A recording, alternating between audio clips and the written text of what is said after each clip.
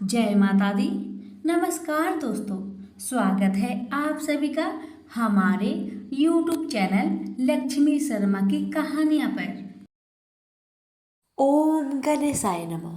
प्यारे भक्तजनों, आज आप सभी श्रवण करेंगे मार्गशीर्ष महीने की कृष्ण पक्ष की गणेश चतुर्थी व्रत की संपूर्ण कथा।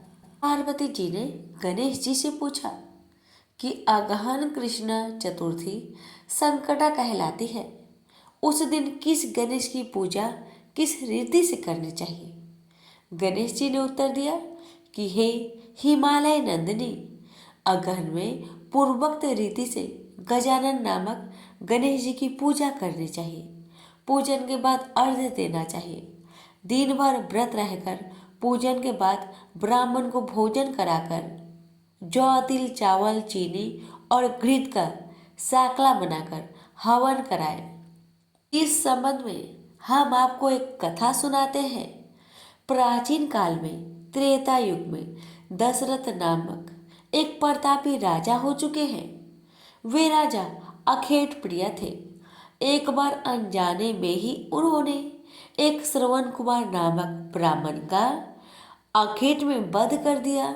उस ब्राह्मण के अंधे माँ बाप ने राजा को श्राप दिया कि जिस प्रकार हम लोग पुत्र शोक में मर रहे हैं, उसी भांति तुम्हारा भी पुत्र शोक में मरण होगा। इससे राजा को बहुत चिंता हुई। उन्होंने पुत्रेष्टि यज्ञ करवाया। फलस्वरूप जगदीश्वर राम ने चतुर्भुज रूप से अवतार लिया। भगवती लक्ष्मी जानकी के रूप में अवतरित हुई। पिता की आज्ञा पाकर भगवान राम ने सीता और लक्ष्मण के साथ वन में खरदूषण आदि राक्षसों का वध किया। इससे क्रोधित होकर लोगों को रुलाने वाले रावण ने सीता जी का अपहरण कर लिया। सीता जी के वियोग में भगवान रामचंद्र जी ने पंचवटी का त्याग कर दिया और ऋष्यमुख पर्वत पर पहुंचकर सुग्रीव के साथ मैत्री की। तत्पश्चात सीता जी की खोज में हनुमान आदि बानर तत्पर हुए। ढूंढते ढूंढते बानरों ने गिरिराज संपाति को देखा। इन बानरों को देखकर संपाति ने पूछा कि तुम लोग कौन हो? इस वन में कैसे आए हो? तुम्हें किसने भेजा है? यहाँ पर तुम्हारा आना किस प्रकार हुआ? संपाति की बात सुनकर बानरों ने उत्तर दिया कि भगवान विष्णु के अवतार दशरथ नंदन राम जी, सीता जी और लक्ष्मण जी के साथ दंडक वन में आए हैं। वहां पर उनकी पत्नी सीता जी का अपहरण हो गया है। हे मित्र, इस बात को हम लोग नहीं जानते हैं कि सीता कहाँ है। उनकी बात सुनकर संपति ने कहा कि तुम सब रामचंद्र के सेवक होने के नाते हमारे मित्र हो। जानकी जी का जिसने हरण किया है और वह जिस स्थान पर है वह मुझे मालूम है। सीता जी के लिए मेरा छोटा भाई जटायु अपने प्राण गंवा चुका है। श्री रामचंद्र जी के चरण कमल का स्मरण कर हमारे भाई ने अपना शरीर त्यागा है। यहाँ से थोड़ी ही दूर पर समुद्र है और समुद्र के उस पार राक्षस नगरी है। वहाँ शीशम के पेड़ के नीचे सीता जी बैठी हुई है। आप लोग देखिए, रावण द्वारा अपहरण की गई सीता जी मुझे अभी दिखाई दे रही है। मैं आपसे सत्य कह रहा हूँ कि सभी बानरों में हनुमान जी अत्यंत पराक्रमशाली हैं, अतः उन्हें वहां जाना चाहिए। केवल हनुमान जी ही अपने पराक्रम से समुद्र लांघ सकते हैं, अन्य कोई भी इस कार्य में समर्थ नहीं है। संपाति की बात सुनकर हनुमान जी ने पूछा कि हे संपाति, दुस्तर समुद्र को मैं किस प्रकार पार करूंगा? हमारे सब बानर उस पार जाने में असमर्थ है, तो मैं ही अकेला कैसे पार कर सकता हूँ? हनुमान जी की बात सुनकर संपाति ने उत्तर दिया कि हे मित्र, आप संकट नाशक गणेश चतुर्थी का व्रत कीजिए। उस व्रत के प्रभाव से आप समुद्र को क्षण मात्र में पार कर लेंगे। संपाति के आदेश से संकट चतुर्थी के उत्तम व्रत को हनुमान जी ने किया। हे देवी, इसके प्रभाव से क्षण भर में ही समुद्र को हनुमान जी लांघ गए। इस लोक में इसके समान सुखदायक दूसरा कोई व्रत नहीं है। श्री कृष्ण जी कहते हैं कि महाराज युधिष्ठिर, आप ही इस व्रत को कीजिए। इस व्रत के प्रभाव से आप क्षण भर में अपने शत्रुओं को जीतकर संपूर्ण राज्य के अधिकारी बनेंगे। भगवान कृष्ण का वचन सुनकर युधिष्ठिर ने गणेश चतुर्थी का व्रत किया। इस व्रत के प्रभाव से वे अपने शत्रुओं को जीतकर राज्य के अधिकारी बन गए। तो प्रेम से बोलिए गणेश महाराज की जय। श्री गणेश कथा के अनुसार एक बार देवता कई विपदाओं में घिरे थे। तब वह मदद मांगने भगवान शिव के पास गए। उस समय शिव के साथ कार्तिकेय तथा गणेश जी बैठे थे। देवताओं की बात सुनकर शिव जी ने कार्तिकेय व गणेश जी से पूछा कि तुम में से कौन देवताओं के कष्टों का निवारण कर सकता है। तब कार्तिकेय व गणेश जी दोनों ही स्वयं को इस कार्य के लिए सक्षम बताए। इस पर भगवान शिव ने दोनों की परीक्षा लेते हुए कहा कि तुम दोनों में से जो सबसे पहले पृथ्वी की परिक्रमा करके सबसे पहले हमारे पास आएगा, वही देवताओं की मदद करने जाएगा। भगवान शिव के मुख से यह वचन सुनते ही कार्तिकेय जी अपने वाहन मोर पर बैठकर पृथ्वी की परिक्रमा के लिए निकल गए। परंतु गणेश जी सोच में पड़ गए कि वह चूहे के ऊपर चढ़कर सारी पृथ्वी की परिक्रमा करेंगे तो इस कार्य में उन्हें बहुत समय लग जाएगा। तभी उन्हें एक उपाय सूझा। गणेश जी अपने स्थान से उठे और अपने माता पिता की 7 बार परिक्रमा करके वापस बैठ गए। परिक्रमा करके लौटने पर कार्तिकेय स्वयं को विजेता बताने लगे। तब शिव जी ने श्री गणेश जी से पृथ्वी की परिक्रमा ना करने का कारण पूछा। तब गणेश जी ने कहा, माता पिता के चरणों में ही समस्त लोक बसा है।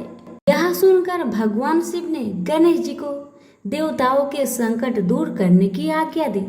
इस प्रकार भगवान शिव ने गणेश जी को आशीर्वाद दिया कि चतुर्थी के दिन जो तुम्हारा पूजन करेगा और रात्रि में चंद्रमा को अर्घ्य देगा, उसके तीनों पाप यानी दैहिक ताप, दैविक ताप तथा भौतिक ताप दूर होंगे। इस व्रत को करने से व्रतधारी के सभी तरह के दुख दूर होंगे और उसे जीवन की भौतिक सुखों की प्राप्ति होगी। चारों तरफ से मनुष्य की सुख समृद्धि बढ़ेगी। पुत्र पौत्र आदि धन ऐश्वर्य की कमी नहीं रहेगी। प्रेम से बोलिए गणेश भगवान की जय। एक समय की बात है कि विष्णु भगवान का विवाह लक्ष्मी जी के साथ निश्चित हो गया। विवाह की तैयारी होने लगी। सभी देवताओं को निमंत्रण भेजे गए, परंतु गणेश जी को निमंत्रण नहीं दिया गया। कारण जो भी रहा हो, अब भगवान विष्णु की बारात जाने का समय आ गया। सभी देवता अपनी पत्नियों के साथ विवाह समारोह में आए। उन सब ने देखा कि गणेश जी कहीं दिखाई नहीं दे रहे हैं। तब वे आपस में चर्चा करने लगे कि क्या गणेश जी को नहीं न्योता गया है या स्वयं गणेश जी नहीं आए हैं। सभी को इस बात पर आश्चर्य होने लगा। तभी सबने विचार किया कि विष्णु भगवान से ही इसका कारण पूछा जाए।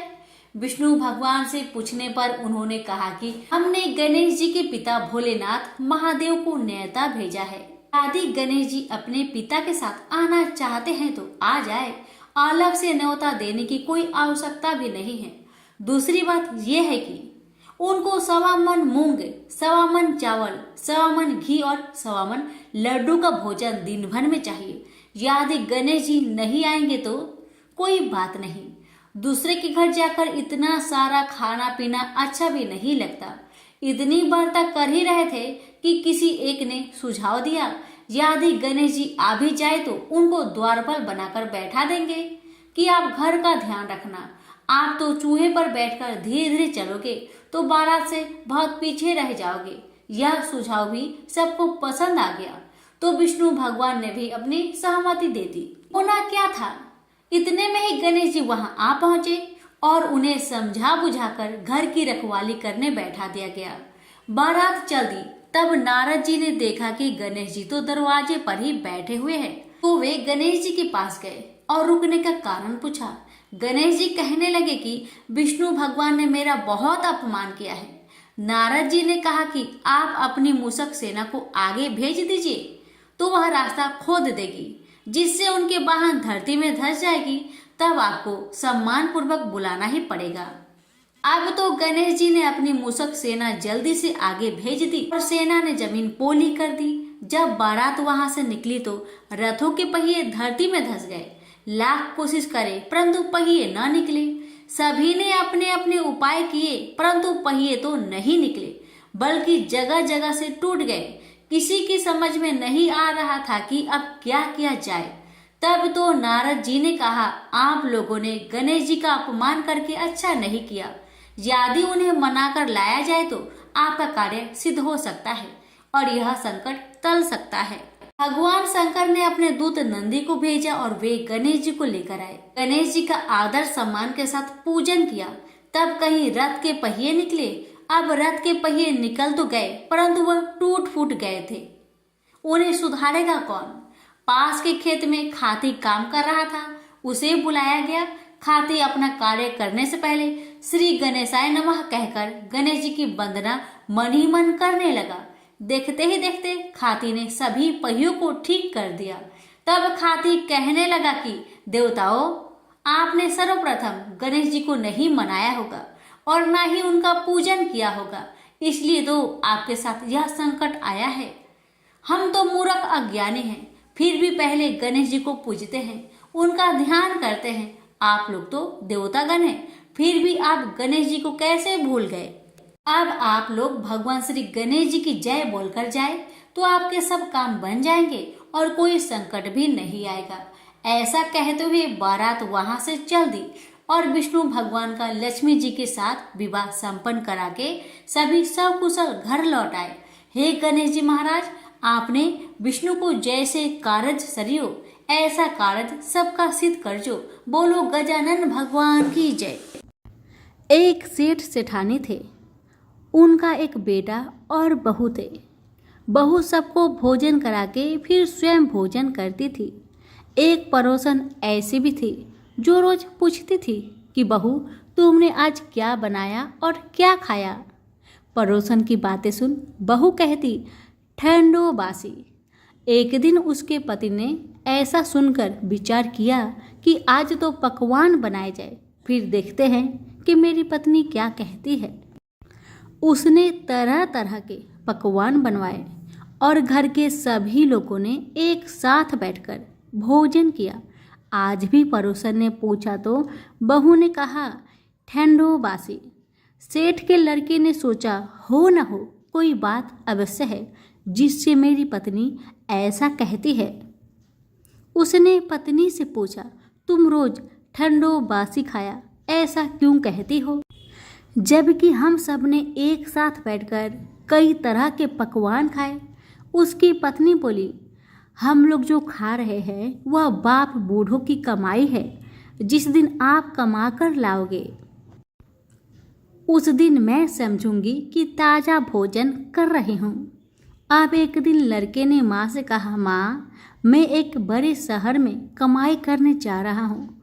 माँ बोली, बेटा, अपने पास इतना धन है कि खाया नहीं खुटेगा।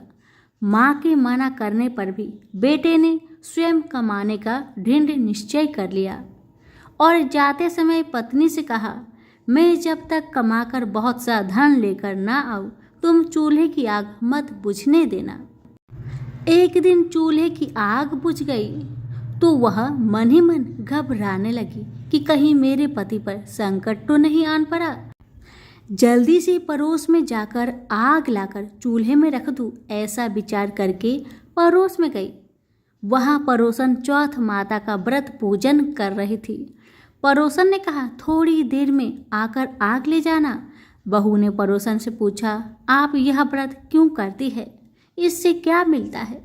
पड़ोसन ने कहा, यह चौथ माता का व्रत है, इसके करने से अन्य लक्ष्मी मिले और सभी मनोकामना पूरी होती है। अब पड़ोसन की बात सुनकर बहू भी चौथ माता का व्रत करने लगी। दीवार पर चौथ माता बनाई। उस दिन घी गुड़ का चूरमा बनाकर रात्रि को चंद्रमा को अर्घ्य देकर भोजन करती। ऐसा करते करते बहुत दिन हो गए।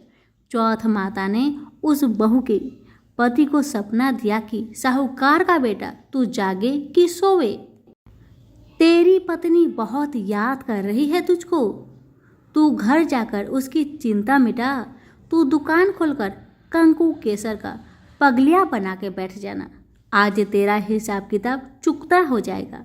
अब तो चौथ माता ने जैसा कहा था वैसा ही हुआ।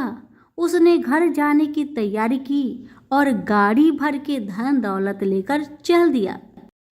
रास्ते में एक बड़ा सा काला नाग फन फैलाए बैठ गया और कहने लगा, आज तो मैं तुझे डसूंगा, नहीं छोड़ूंगा, आज तेरी आयु पूरी हो गई है।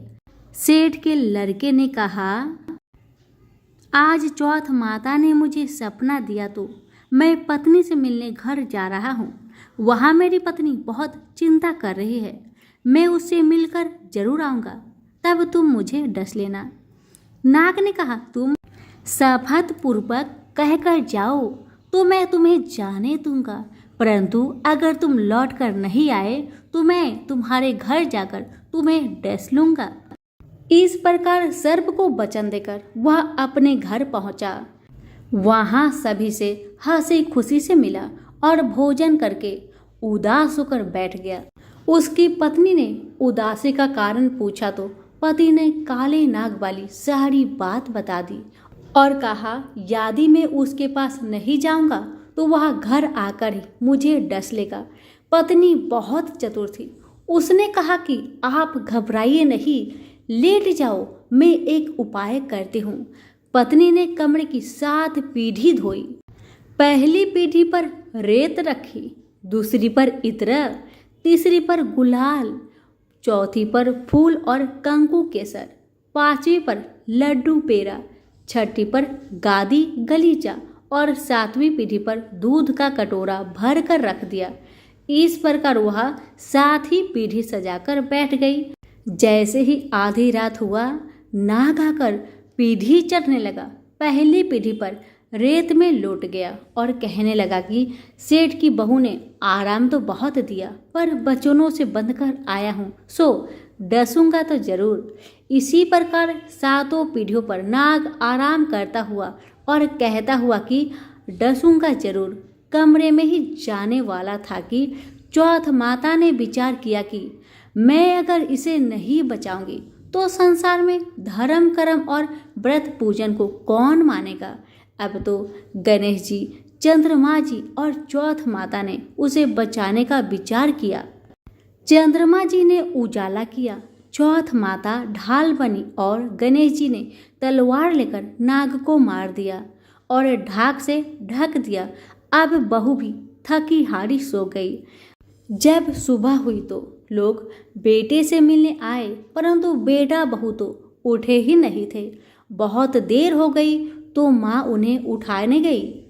माँ ने 7 पीढ़ियों पर जो कुछ देखा तो बहुत घबरा गई। घबराते हुए बेटा बहू को आवाज लगाई, बेटा बहू उठो तो देखो कि एक ढाल तलवार वहां पड़ी है।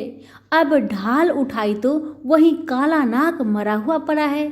बेटा बहू ने सोचा कि आज तो धर्म कर्म ही आड़े आई, जो भगवान गणेश जी और चौथ माता ने अपनी रक्षा की है। हे चौथ माता, जैसे आपने सेठ के बेटे बहू की रक्षा की, वैसी सबकी करना। सभी प्रेम से बोले, चौथ माता की जय हो, गणेश महाराज की जय हो। कथा अच्छी लगे तो दूसरों को शेयर करना बिल्कुल ना भूले।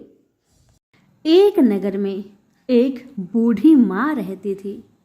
वह अपने बेटे की सलामती के लिए हर महीने की चौथ का व्रत करती थी। हर चौथ के दिन बूढ़ी माई पंसारी के पास जाती, थोड़ा सा गुड़ और थोड़ा सा घी लाकर 4 लड्डू बनाती थी। एक अपने बेटे को देती और एक से पूजा करती और एक हाथ कार के लिए निकालती और एक चांद उगने के बाद स्वयं खा लेती थी। एक समय की बात है, एक बार बूढ़ी का बेटा अपने ताई से मिलने गया। ताई ने बैसाखी चौथ का व्रत रखा था। लड़के ने ताई से पूछा, ताई आप कौन सा व्रत कर रही हैं? तब ताई ने बताया, बेटा मैं बैसाखी चौथ व्रत करती हूँ। यह सुनकर लड़का बोला, ताई मेरी माँ तो 12 महीने की हर चौथ की व्रत करती है।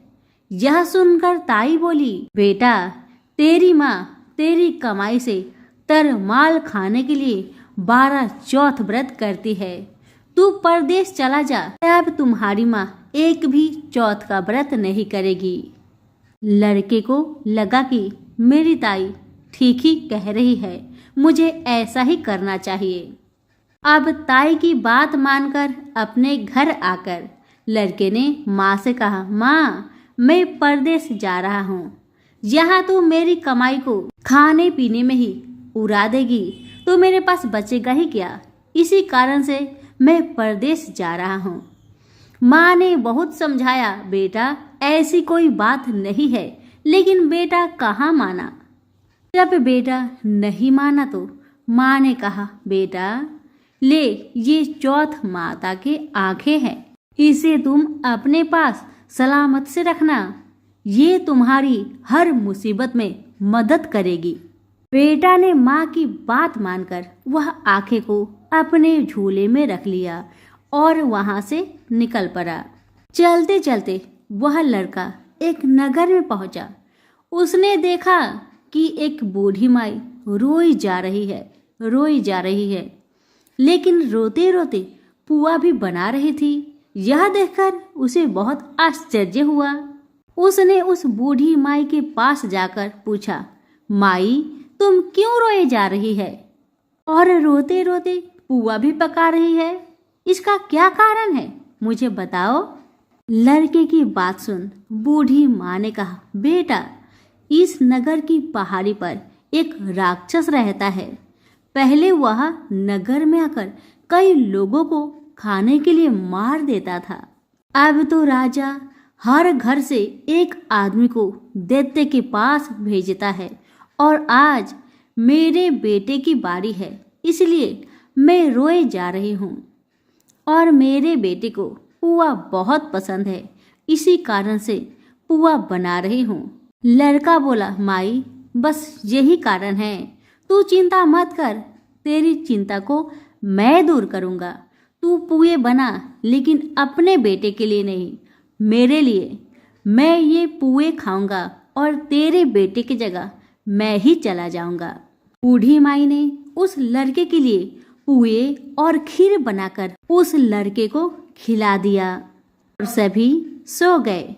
रात को राजा के सैनिक आए तो बूढ़ी माई ने उस लड़के को जगाकर सैनिकों के साथ भेजा और उस लड़के को कहा, बेटा चौथ माता तेरी रक्षा करे। अब लड़का सैनिक के साथ चल पड़ा। कुछ दूर जाने पर वह लड़का दैत्य के सामने पहुंचा। अब लड़के को अपनी माँ की बात याद आई कि माँ ने उसे चौथ माता के आंखें दिए थे और माँ ने कहा भी था, ये तुम्हारे मुसीबत में तुम्हारी काम आएगी। बस लड़के ने चौथ माता के नाम लेकर आंखें को दैत्य की तरफ फेंक कर कहा, हे चौथ माता, यदि मेरी माँ मेरी सलामती के लिए व्रत करती है तो दैत्य का सिर कटकर गिर जाए और उसकी मृत्यु हो जाए। लड़के के इतना कहते ही तुरंत ही दैत्य का सर कटकर गिर गया और वह दैत्य वहीं पर तड़प तड़प कर मर गया। लड़का वापस आ गया। राजा ने उसे ढेर सारे उपहार देकर विदा किया। लड़का उस नगर से चलते हुए एक दूसरे नगर में पहुंचा। इस राज्य में आवा तभी पकता था जब एक इंसान की बलि दी जाती थी। सिपाहियों ने उसी लड़का को पकड़कर आवे में चुन दिया। लड़के ने तुरंत चौथ माता की आंखें निकाली और आवा में डाल दिया और कहा, हे चौथ माता, यदि मेरी माँ मेरे लिए व्रत करती है तो आवा मेरी बलि लिए बिना ही झट से पक जाए। लड़का के इतना कहते ही चौथ माता की कृपा से आवा तुरंत पक गया। आवे में से मिट्टी की जगह सोने चांदी के बर्तन निकलने लगे। जब कुम्हार अंदर से बर्तन निकालने लगा तो लड़का अंदर से बोला, बर्तन धीरे धीरे निकालना, मुझे चोट लग जाएगी। इस तरह से अंदर से आवाज सुनकर कुम्हार बहुत डर गया और राजा से सारी कहानी बताया। राजा ने आवे से उस लड़के को निकलवाया और पूछा, इस आवे में से तुम बच कैसे गए? लड़के ने बताया कि उसकी माँ चौथ माता की व्रत करती है, व्रत के कारण ही वह बच पाया है। राजा को इसका विश्वास नहीं हुआ और उसने एक चांदी की सुराही मंगवाई और कहा कि सुराही की नली से निकलकर तुम दिखाओ, तभी मैं विश्वास करूंगा तुम्हारी बात में सच्चाई है। लड़के ने चौथ माता को याद करके आंखें सुराही में डालकर कहा, हे चौथ माता, मेरी मदद करे, मैं भौरा बनकर इस सुराही से निकल सकूं। लड़का भौरा बनकर सुराही से निकल गया। राजा खुश होकर राजकुमारी की शादी उस लड़के के साथ करवा दी और सभी लोग को चौथ माता का व्रत करने को कहा। अब उस लड़के को अपनी माँ की याद आई। उसने राजा के पास जाकर अपने नगर जाने की इच्छा जाहिर की। राजा ने रथ, घोड़ा, हाथी और खूब सारा दान दहेज देकर उन्हें विदा किया। वह लड़का अपने पत्नी के साथ चौथ माता के दिन अपने नगर पहुंचा। वह अकेला ही पंसारी के यहाँ माँ का इंतजार करने लगा। सोचा, आज चौथ का दिन है तो माँ यहाँ जरूर आएगी। थोड़ी देर बाद लकड़ी टेकती हुई माँ आती हुई दिखाई दी। उसकी माँ की आंखों में जाले आने के कारण कम दिखता था। लड़के ने जानबूझकर अपना पैर लकड़ी में लगा दिया और कहने लगा, बल रे पूत काटी, मेरे पैर की लगा दी। माँ ने अपने बेटे को पहचाना नहीं और कहने लगी, भैया मुझे चाहे कितनी गाली निकालो पर मेरे बेटे को कुछ मत कहना।